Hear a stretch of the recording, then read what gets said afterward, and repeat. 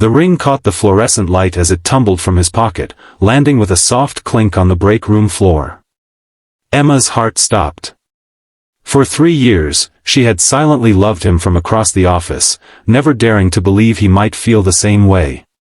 Now, as David scrambled to retrieve the velvet box, their eyes met, and the words that had been a running joke between them suddenly held a universe of possibility. So, Emma, marry me? If you're enjoying this story of patience, timing, and unexpected love, please hit that like button and subscribe to our channel for more heartwarming real-life stories that remind us all that sometimes, the best things really are worth waiting for.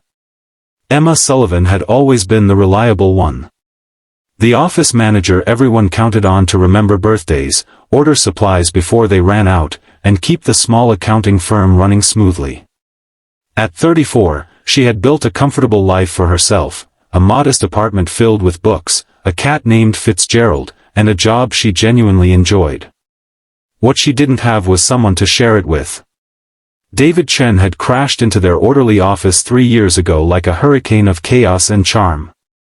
A widower with a 5-year-old daughter, he'd been hired as their new financial analyst despite being 15 minutes late to his interview.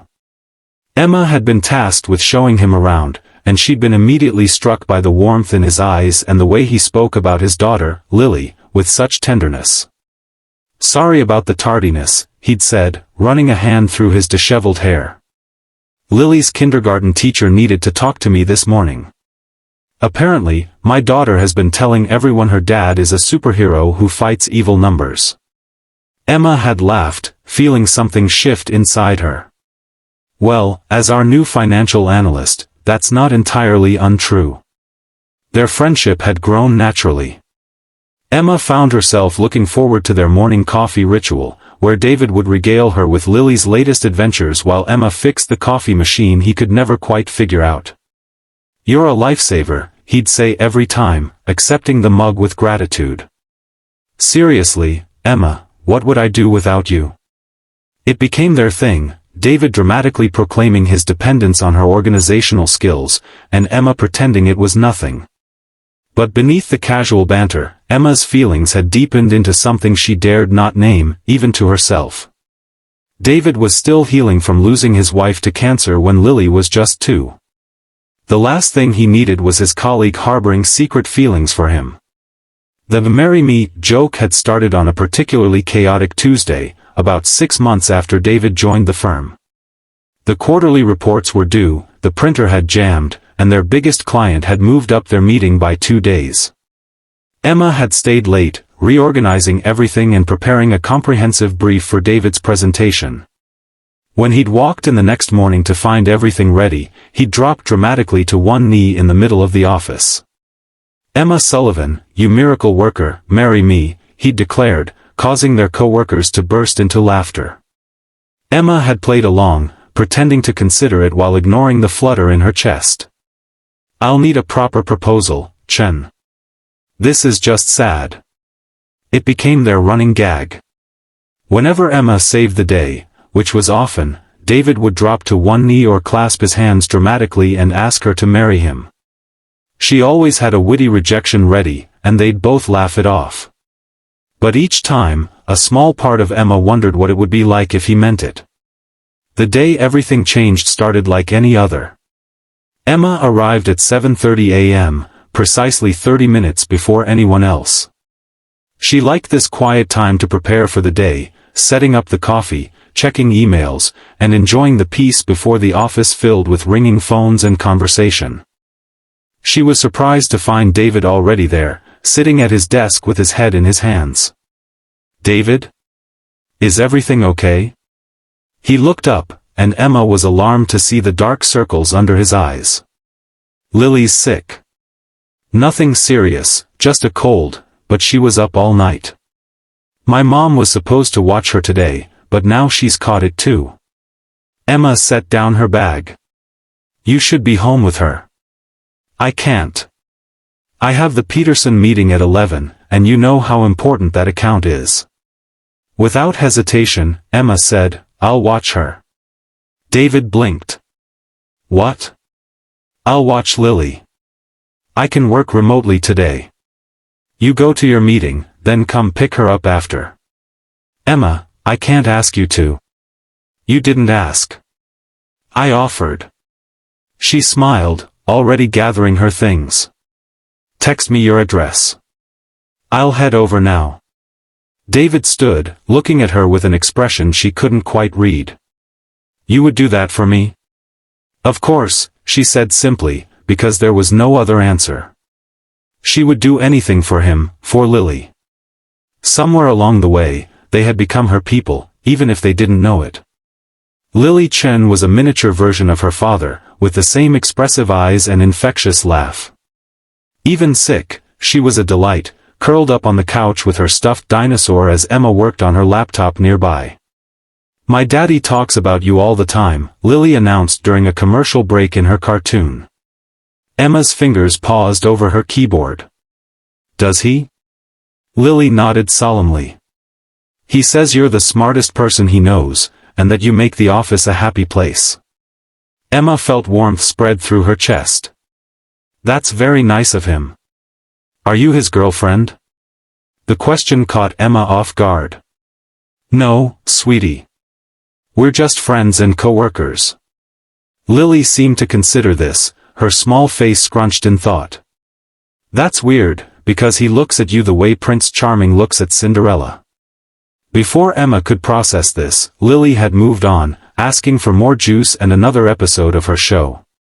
But the words lingered in Emma's mind as she worked, trying not to read too much into the observations of an 8-year-old. When David returned that afternoon, the Peterson contract successfully secured, he found Emma and Lily making paper snowflakes at the kitchen table. The sight of them together, heads bent in concentration, stopped him in his tracks.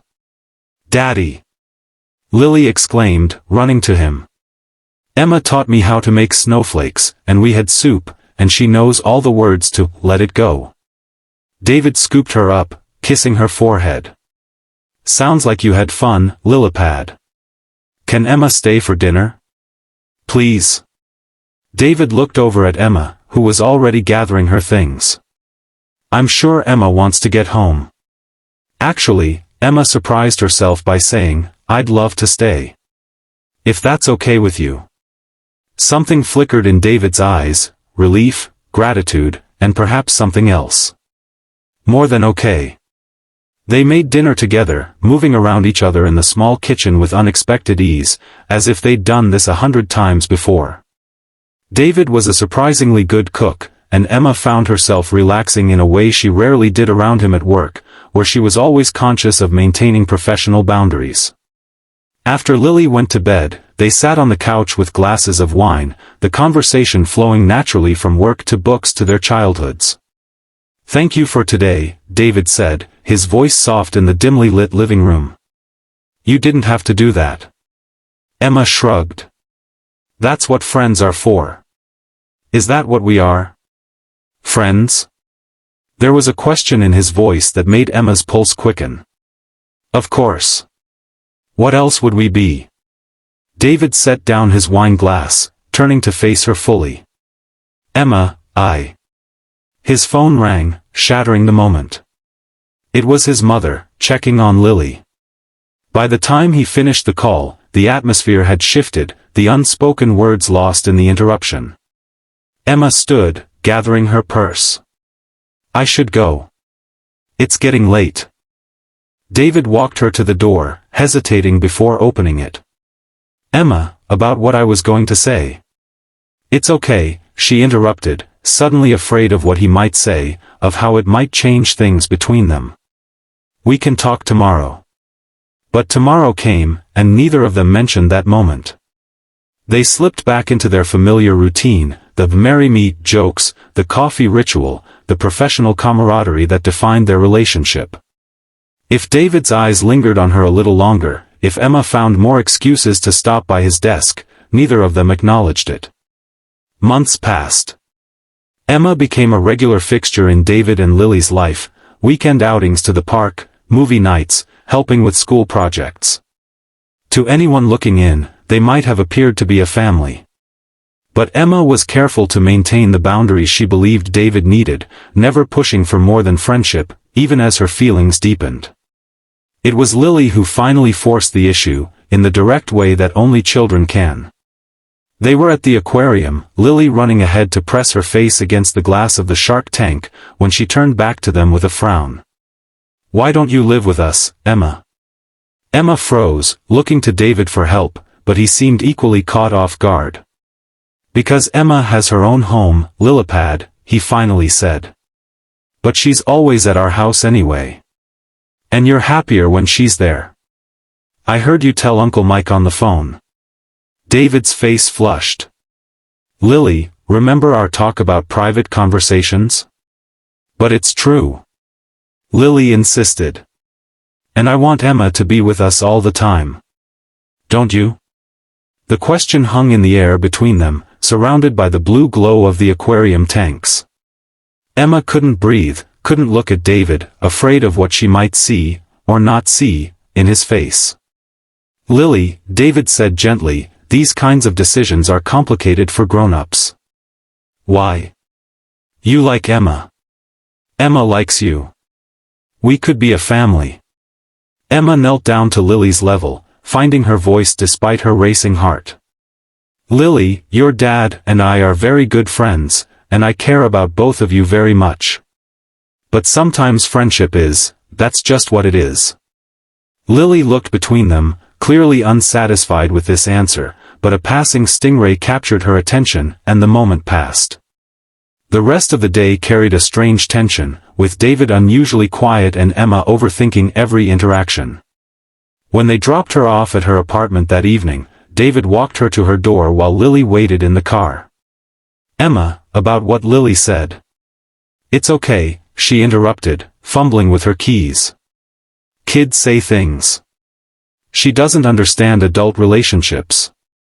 David ran a hand through his hair, a gesture Emma had come to recognize as a sign of his frustration. "The thing is, she's not entirely wrong." Emma's keys slipped from her fingers, clattering to the floor. David bent to retrieve them, then straightened, standing closer than before. "What do you mean?" Emma whispered. "I mean that he stopped, shook his head. "I'm not doing this right. I had a plan, you know. Dinner, maybe dancing.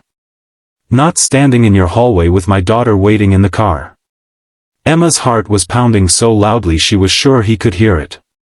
"David, what are you trying to say?" He took a deep breath.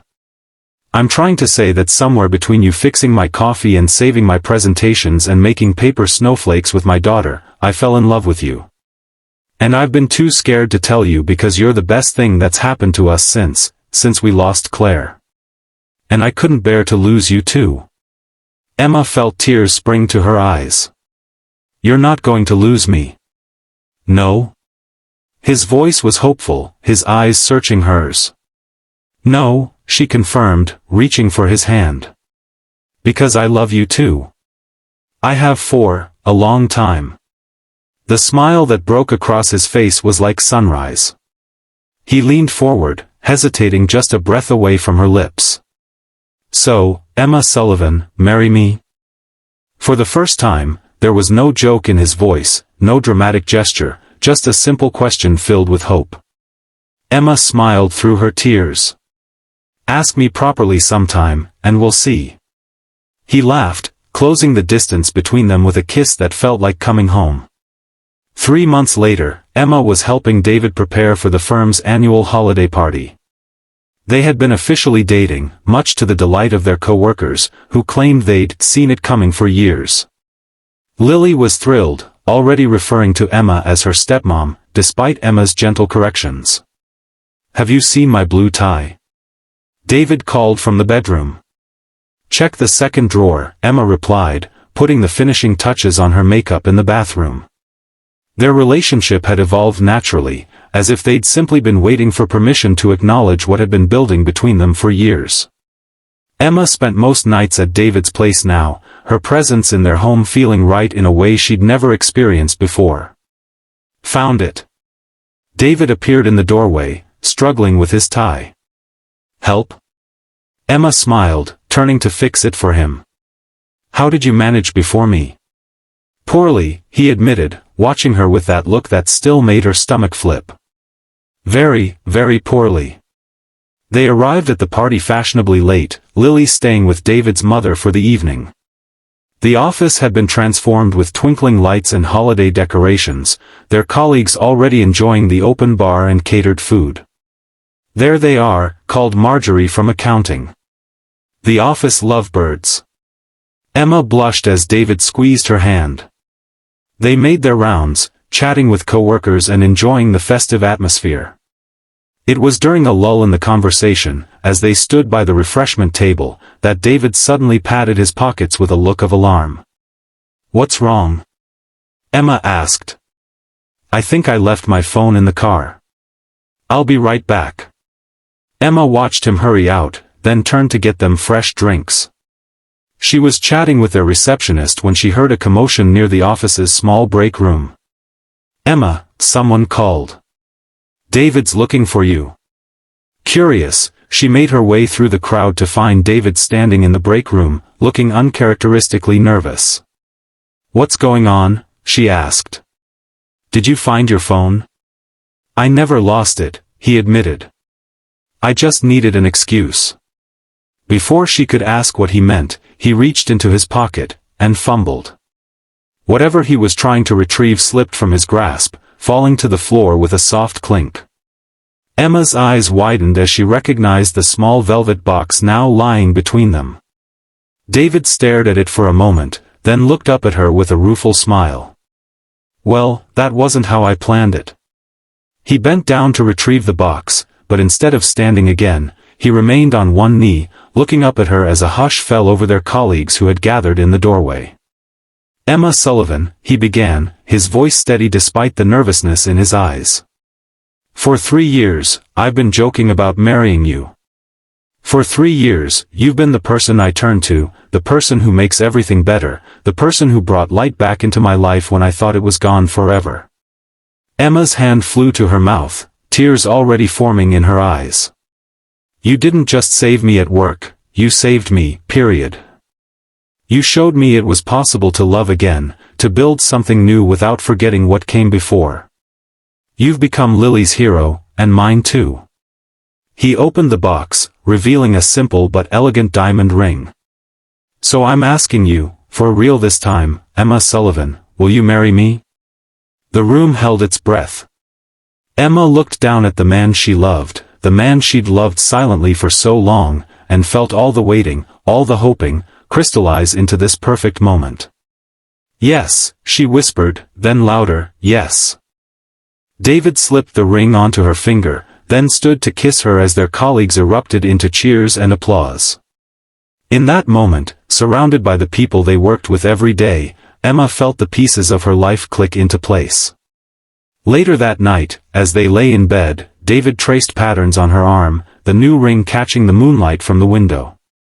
You know, he said thoughtfully, I think a part of me has been in love with you since that first day, when you laughed about Lily's superhero story.